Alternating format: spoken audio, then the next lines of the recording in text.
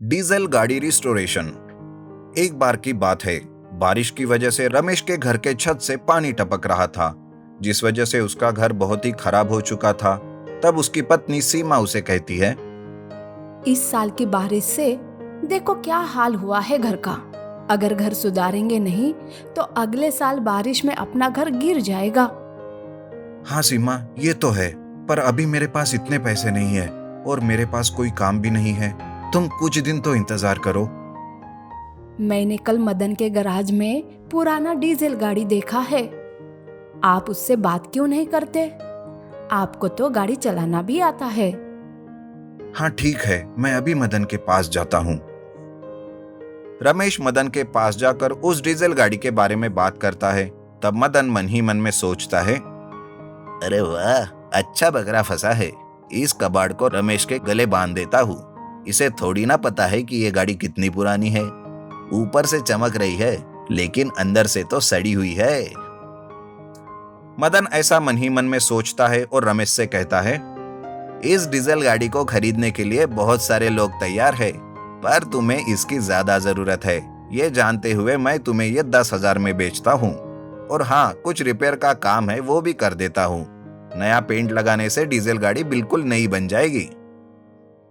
रमेश के पास अब कोई रास्ता नहीं था कमाई का, जिस वजह से रमेश जमींदार से 10,000 का कर्जा लेता है।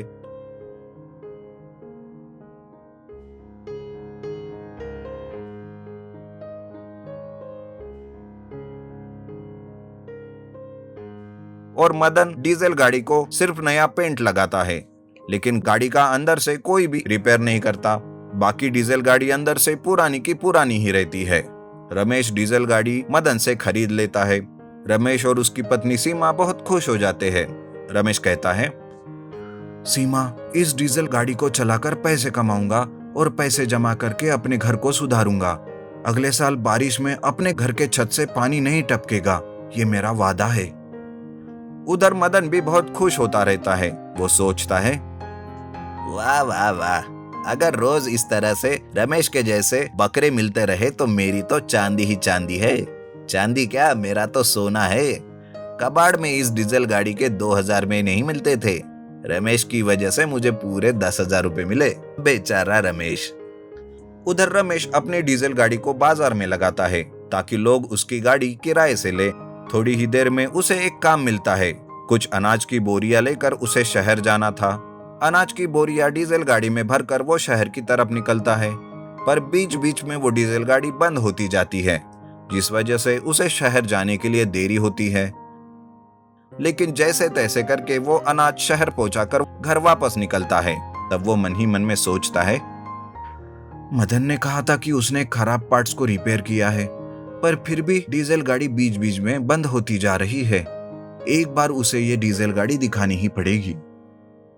रमेश ऐसा सोचकर गांव पहुंचता है, पर तब तक उसके डीजल गाड़ी को पीछे से आग लग जाती है।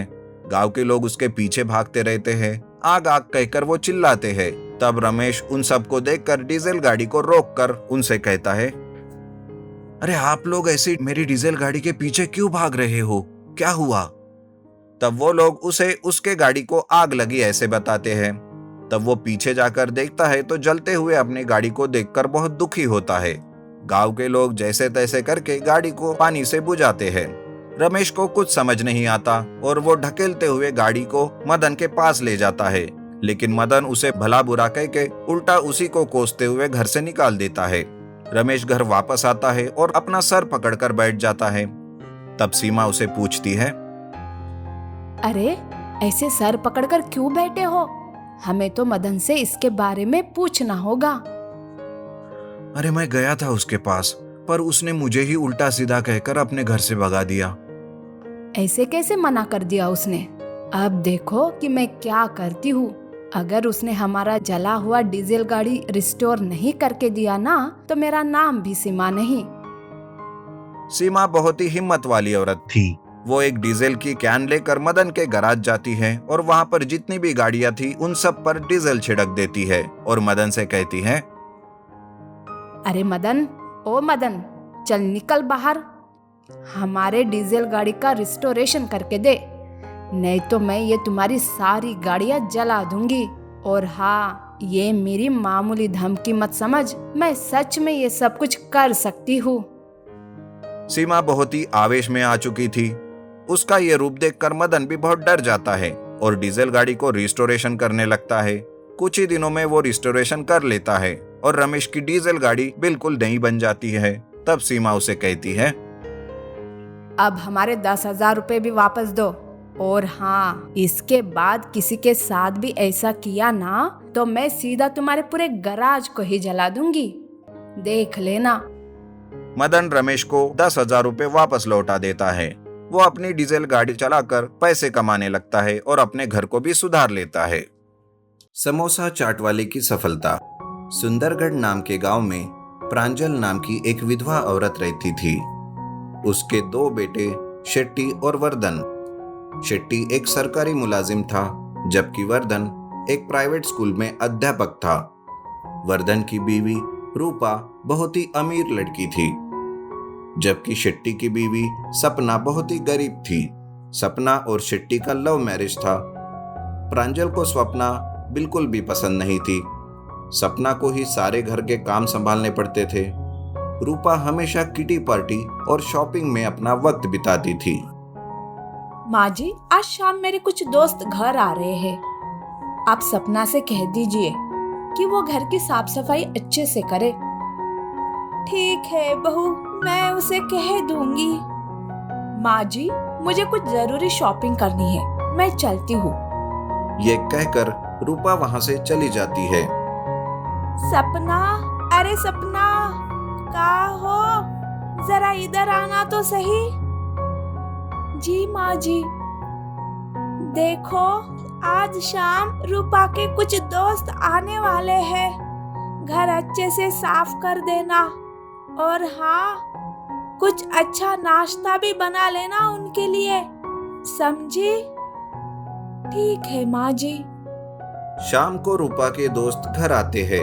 रूपा कहती है, सपना, अरे ओ सपना, मेरे दोस्त आए हैं, उनके लिए कुछ नाश्ता और ठंडा ले आना। जी दीदी, अभी आई।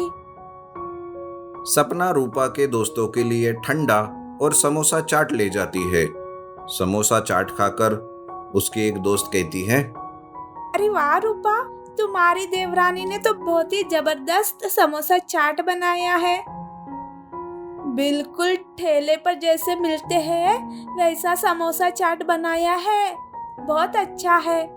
अरे सपना, सच कहती हूँ, ऐसा समोसा चाट अगर तुम बाहर बनाओगी तो तुम्हारे घर के बाहर ऑर्डर की लाइन लग जाएगी। यूं रूपा के दोस्त सपना की तारीफ करना रूपा और प्रांजल को बिल्कुल भी पसंद नहीं आता और रूपा के दोस्त चले जाते हैं। अगले दिन स्वप्ना प्रांजल से कहती है, माँ जी, मुझे 2,000 रुपए चाहिए। वो कल इनका जन्मदिन है, मैं इन्हें तोहफा देना चाहती हूँ। अच्छा, पैसे क्या पेड़ पर उगते हैं जो मैं तुम्हें दे दूँ? मेरे पास अब बिल्कुल भी पैसे नहीं है। सपना कुछ कहे इससे पहले रूपा वहां आती है और प्रांजल से कहती है, अरे सपना, इतना क्या कमा रहा है तुम्हारा पति जो तुम उसके लिए 2,000 का तोहफा देना चाहती हो? ये लो 100 रुपए और कुछ खरीद कर दे देना। सपना बिना कुछ कहे वहां से चली जाती है। अगले दिन शेट्टी के जन्मदिन पर सपना शेट्टी को नए कपड़े देती है। इसे देख रूपा और प्रांजल कहती है, अरे माँ जी, इसके पास पैसे कहाँ से आए जो इसने अपने पति के लिए नए कपड़े खरीदे? वही तो मैं भी सोच रही हूँ बहू। सपना, मेरे बैग में पैसे दिखाई नहीं दे रहे, क्या तुमने उन पैसे को निकाला है? रूपा की ये बात सुनकर शेट्टी कहता है, भाभी, आप ये क्या कह रही हो? भला रूपा क्यों आपके बैग में से पैसे निकाल लेगी? किसी पर इल्जाम लगाते वक्त सोच समझकर लगाया कीजिए। अच्छा, तो तुम्हारे इतने पर निकल आए कि तुम अपनी भाभी से ही जुबान लड़ा रहे हो? देख रहे हो ना माँ जी, आप अपने बेटे के तेवर अब तो यही दिन देखना रह गया था। अब तो ये दोनों इस घर में रहेंगे या मैं। दीदी, वो कल भैया आए थे, उन्होंने मुझे पैसे दिए थे जिससे मैंने शेट्टी के लिए कपड़े खरीदे थे। बस सपना, बहुत हो गया। अब तुम्हें किसी को सफाई देने की जरूरत नहीं। चलो हम यहाँ से चलते हैं। हाँ हाँ, जाओ, किसने रोका है? 1-2 दिन क्या बाहर रहोगे तो अक्ल ठिकाने आ जाएगी। सपना और शेट्टी दोनों घर से निकल जाते हैं। कोरोना के चलते सारे स्कूल बंद हो गए। शेट्टी की नौकरी भी चली गई। घर चलाना बहुत मुश्किल हो गया था कि एक दिन स्वप्ना का भाई चंदू स्वप्ना से मिलता है। वो कहता है, उदास मत हो बहना, बुरा वक्त हर किसी को आता है। तुम समोसा चाट बहुत अच्छा बनाती हो, क्यों ना तुम एक ठेला लगाओ और समोसा चाट बेचो। अरे वाह चंदू, तुम्हारा ये उपाय तो बहुत अच्छा है। सच में सपना के हाथ से बना समोसा चाट बहुत ही मजेदार होता है। ये व्यापार खूब चलेगा। पर पैसों का इंतजाम कैसे करें भैया?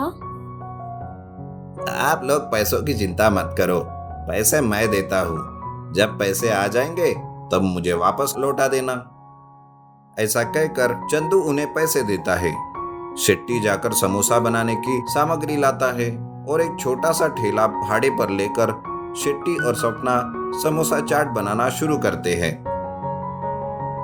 आओ भाई आओ, गर्मा गर्म समोसा चाट।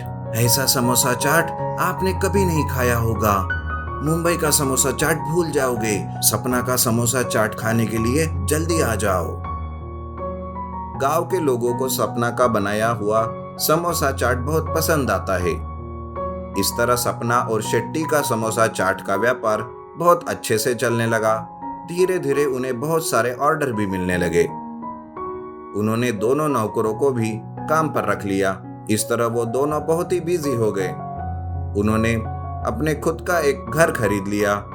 इधर अचानक से वर्धन की तबीयत खराब होने की वजह से उसे रिटायरमेंट लेना पड़ता है, जिस वजह से घर चलाना भी मुश्किल हो जाता है। प्रांजल और रूपा दोनों को अपनी गलती का एहसास होता है और वो सपना और शेट्टी के पास जाकर माफी मांगते हैं। सपना, मुझे माफ कर दो। मैंने तुम्हें बहुत परेशान किया, तुम्हारी बहुत बेइज्जती की। प्लीज मुझे माफ कर दो। अगर तुम्हारे पास कुछ काम है तो वो दे दो। अरे दीदी, ये कैसी बातें कर रही हो? तुम्हें अपनी गलती का एहसास हो गया, यही काफी है। बहू, मुझे भी माफ कर दो। मैंने पैसों की घमंड में आकर तुम पर बहुत जाती की थी, मुझे माफ कर दो। माँ जी, आप मुझसे बड़ी हो, प्लीज आप मुझसे माफी मत मांगो।